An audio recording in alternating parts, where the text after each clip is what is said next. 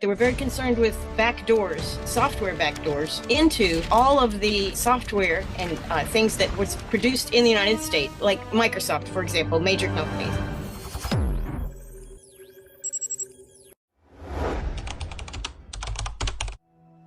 不知道最近在听证会上，这一 TikTok 的议员听了这段话是什么感想？卡伦所说的他们是美国国家安全局。上世纪90年代前后，卡伦就在那里为高层撰写新闻讲稿，比斯诺登进入那里工作还要早10多年。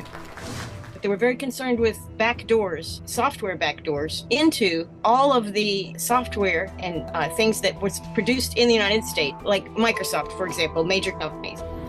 And so when software and operating systems, and this was before applications as we understand them today, when those things were out there, NSA had a role. So basically, from the beginning of our civilian and government software projects, even from the 50s, the government has retained an interest, an influence, and certainly surveillance knowledge. And that is done by design. That was a surprise to me. That was the late 90s. Now, we know more recently with Ed Snowden. 据说，卡伦比斯诺登还要更早看到真相。当时的他还在犹豫是否要像今天的斯诺登一样站出来揭露这一切。就在这时，他接触到了更加恐怖的真相。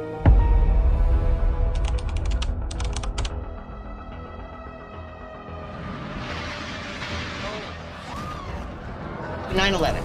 Okay, September 11th, 2001. Everybody's in for a big shock. Of course, I was in the Pentagon when that happened, so were 23,000 other people.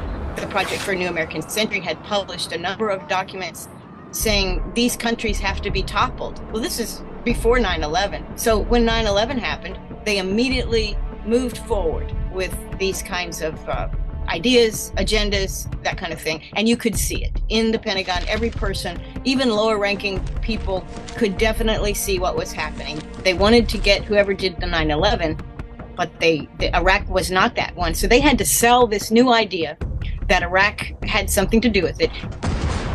卡伦提到的新美国世纪计划成立于1997年，一直极力倡导美国的霸权与扩张，鼓吹对伊拉克实施政权更迭。而为了进攻伊拉克，卡伦也成了其中的一个推销员。他曾尝试过说出真相，但他的努力被淹没在了这个巨大的机器之中。They're starting to pick and choose the intelligence that will be allowed to be reported up the chain. So if intelligence doesn't match, it would be deleted from the articles. If it did match the agenda, it would be elaborated and expanded. And there are 17 different intelligence agencies. We have all of them were given instructions as to what kind of intelligence needed to be produced up the chain. 2002年，为了获得更多有关伊拉克的情报，五角大楼成立了一个特殊的部门——特别计划办公室。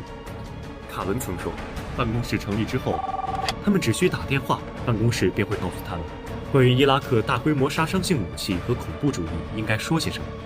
而除了办公室为他们制作的内容外，他们不得发布任何内容。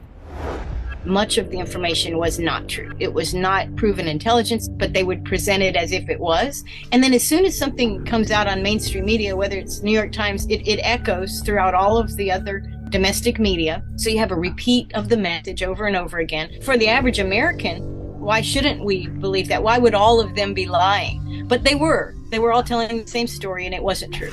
And actually, many people knew before, but we were unable to stop the machine. The political machine, the Defense Department machine, the intelligence machine at the top levels, we couldn't alter or stop it. 在巨大的机器里，卡伦无法自拔。但也就在不久后，奈特里德报业的几名新闻人发出了质疑，认为伊拉克战争是一场谎言。The good experience that I had when I was in the Pentagon is I did speak with reporters at night while I still had a uniform. Every incident that I talked about were incidents that we could read about in the paper. But what I was saying was the intelligence does not support that.